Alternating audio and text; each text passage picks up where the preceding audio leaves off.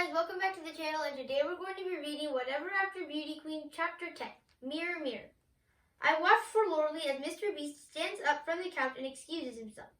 I will see you all at 9 o'clock for dinner, he says before leaving. Beauty sighs. Jonah and I exchange a defeated look. Mrs. Butler appears and shows the three of us up a grand staircase and down a long hallway. This is the guest wing, she says. A wing? Jonah exclaims. We get a whole wing? Yes, Jonah, I say. A whole wing. It's not the first time we've gotten a wing in a fairy tale. I'm excited to get to the room, though I want to get settled so we can focus on making a plan that involves a list. I like lists. Our wing consists of a pretty sitting area that leads into 3 huge square bedrooms and 1 large marble bathroom with an extra large soaking tub. Beauty goes into her room and looks out the window. It's very pretty, but we really are in the middle of nowhere. We're even more in the middle of nowhere than my dad's cottage. She yawns. Sorry, I've been up since 5 a.m. How come? I ask. Breakfast shift at soup kitchen, she explains. Why don't you take a nap? I ask. A nap? I never have time to nap. After the breakfast shift, I have to go to garbage dump to help with the recycling. You have time now, I say. She nods, looking pleased. Okay, I will. Good suggestion. I close her door and then follow Jonah into his room. This is amazing, he squeals, springing onto a super high canopy bed. The carpet is extra soft. The wallpaper has a pretty flower pattern, and the drapes are shimmery silver. It is nice, I admit. Does it bring back any other castle memories, like the time we visited the Little Mermaid? Nope, Jonah says, and then jumps up and down on his bed. I walk out into the sitting area. It has 2 plush spread couches, a leather chair, and a shiny wooden desk. On one of the walls is a huge silver mirror. On another, there's a large gold clock. It's 5:30 here, I say worriedly. I just wish I knew what time it was back home. Mom and Dad could already be awake and looking for us. They could have called the police again. They called the police? Jonah asks, following me into the sitting room. He stands on one of the couch cushions and leaps off.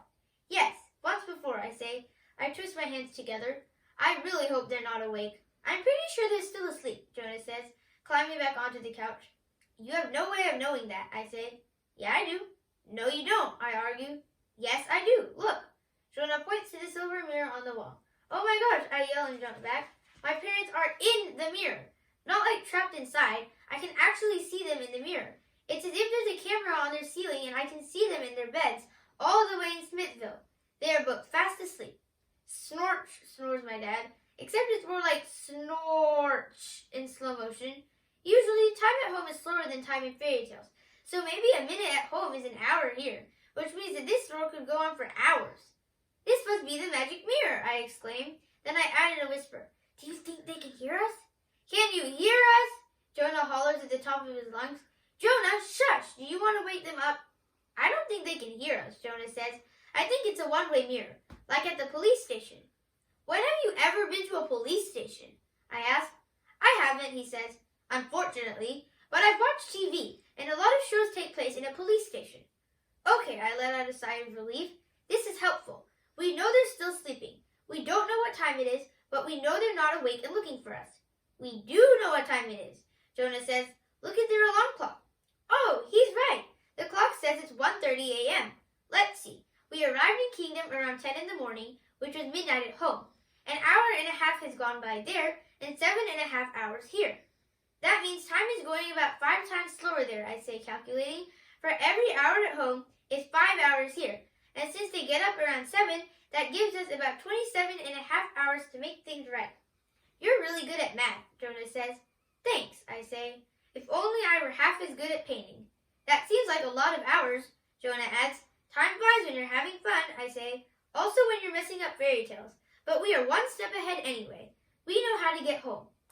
Yeah, he scratches his head. How do we get home? I told you, I say. We knock on this magic mirror. Jonah nods. That makes sense. We're not going to end up in their room, are we? I don't think so. We always end up back in the basement. Anyway, now all we need to figure out is how to get Mr. Beast and Beauty to fall in love, I say. And then we can leave. Or we could just leave now. Knock on the mirror and go, Jonah says. Oh, he's right. We could just go home. But what if Mr. Beast tells Beauty to leave? Or what if she takes off? Then they'll never fall in love and their lives will be ruined. No, I argue. We have to stay and make sure the story happens like it's supposed to. Mom and Dad are sleeping anyway. Good point, says Jonah. So what's our plan? I've been thinking about this. We should have them go on dates. Dates? Jonah frowns. Like grown-ups do? Yeah, I say. Let's make a list of dates for Beauty and Mr. Beast to go on. I spot a paper and pen on the desk, make myself comfy in the leather chair, and write, Dates for Beauty and Mr. Beast. I tap my pen against the table. What kind of dates do Mom and Dad go on when they go out on Saturday nights? Jonah hangs upside down off the couch. They go to Trattoria for dinner. Right, I say. Okay, we can do that. Beauty and Mr. Beast will have dinner together. A romantic dinner. Tonight. We're having dinner soon anyway. We'll just make it romantic. I write. 1. Romantic dinner. But we're going to be there too, Jonah says, still upside down. Don't they have to be alone for it to be romantic? Yes, I say. Maybe we'll tell them 9 is too late for us to eat and we need to go to sleep. It is really late and we are just kids. But I'm hungry. My stomach rumbles. So am I. How about we eat a little and then excuse ourselves before dessert? But I like dessert, Jonah protests, his face turning red from being upside down. Jonah, you could have dessert at home. Fine, he grumbles. What else do Mom and Dad do for date nights? I ask. They go to the movies, Jonah says. Perfect, I write. 2. Go to the movies. Although, I say, picturing the quaint old-fashioned town, I don't think there are any movie theaters in the Kingdom of Kingdom. Could they watch something on Netflix? Jonah suggests. He's moved over to the other couch and is now lying upside down off that one. I sputter. Jonah, there's no Netflix here. I scratch out 2, go to the movies, and suddenly have a brilliant idea. But we could make a movie. I mean, we can put on a show for them. I write. 2, go to a show. Oh, cool, Jonah cries, flipping right side up. We could put on a play, or sing a song for them, or do a dance routine for them. I don't want to hurt his feelings, but Jonah doesn't have the best singing voice, or acting skills, or dance abilities. Maybe a show isn't the best idea. Or instead of the 2 of us putting on a play, maybe the 2 of them could play a game. The game you guys were just playing, maybe? Flying crocodile? Jonah asks hopefully. No, the card game. Trump! He somersaults off the couch and sprawls across the floor. Yes. Good idea, Jonah says. Mom and Dad play rummy sometimes on vacation. It'll be like that. He climbs back on the couch and starts jumping. Careful, I say. One of these days, you're going to hurt yourself. But yes, like rummy. Exactly. I cross out 2, go to a show, and write 2, play Trump. So no singing or dancing? Jonah asks. No, I say. But then I have a flash of remembering Mom and Dad dancing at a wedding. But they can dance. Beauty and Mr. Beast dance in the movie. Dancing is really romantic. Don't you remember Nana saying that she fell in love with Grandpa after they danced together at a school social for the first time? Oh yeah, Jonah says. I add. 3, dance together. I relax against the back of the chair. Perfect. These are 3 great date ideas. If they do what I say, Beauty and Mr. Beast are going to fall in love for sure. Jonah somersaults off the couch again and bangs into the wall. Ow, she says, rubbing his elbow. Now if only Jonah would do what I say, we'd be all set. Thanks for watching. Make sure to like and subscribe.